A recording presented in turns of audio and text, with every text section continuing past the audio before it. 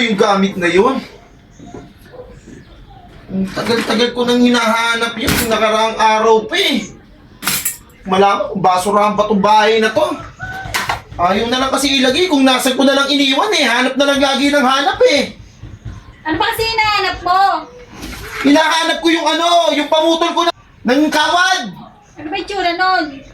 Itsura yung parang long nose, yung kulay pula. Iniwan ko lang dyan yung nakaraan eh. Dapat kasi kapag kung saan ko nilagay, doon na lang muna lang iwan. Imis kayo ng imis, hindi ko tuloy makita ka agad. Ito ba hinahanap mo? Eto!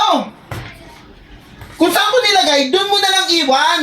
Saka kung gusto nyo itatago, sasabihin nyo sa akin.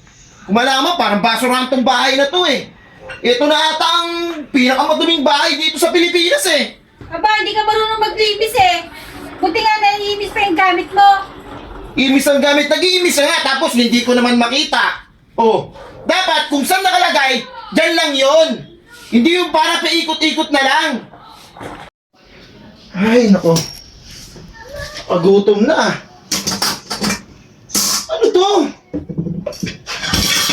Walang pagkain. Walang sinaing.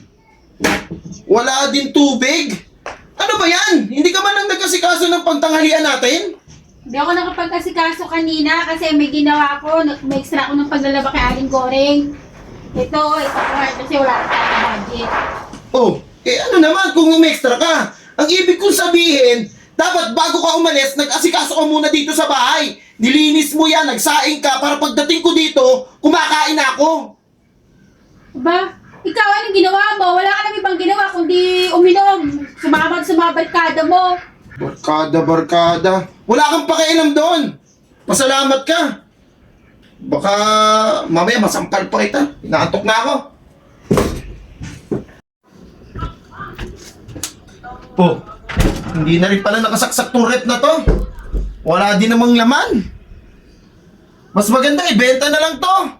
Oo, benta mo na yung rep. Para may pakinabangan naman tayo. Hindi mo ba alam na wala na tayong ipon? Wala na tayong natitira. Nagawa mo pang makipagkinuman sa mga barkada mo. Hindi mo nga ako matulungan sa gawain ko eh. Puro ka na lang labas. Galado, punta kung kani-kanino. Hindi mo ba alam? Naiisip ko, layasan na kita. Kasi hindi ka na katulad ng dati. Wala ka ng kwenta. Huwag naman sana humantong sa ganon. Huwag kong umalis. Huwag mo ako iwan.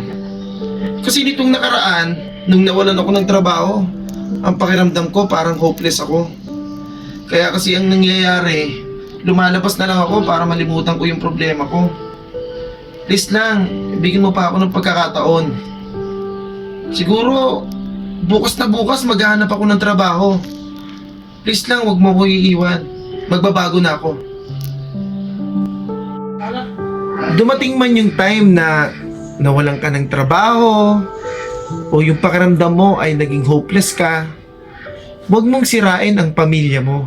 Lalong-lalo na kung ikaw ang padre di pamilya, kailangan mong buklodin ang pagkakataon. Huwag sirain. Sa halip, magkasama kayong buuin ng maganda at matiwasay ang inyong pamilya. Kung nakaabot ka sa video na to, comment down below. And syempre, pwede na rin kayong mag-comment or i-share ang iba pang istorya ng inyong buhay na baka sakali gawin nating video katulad nito.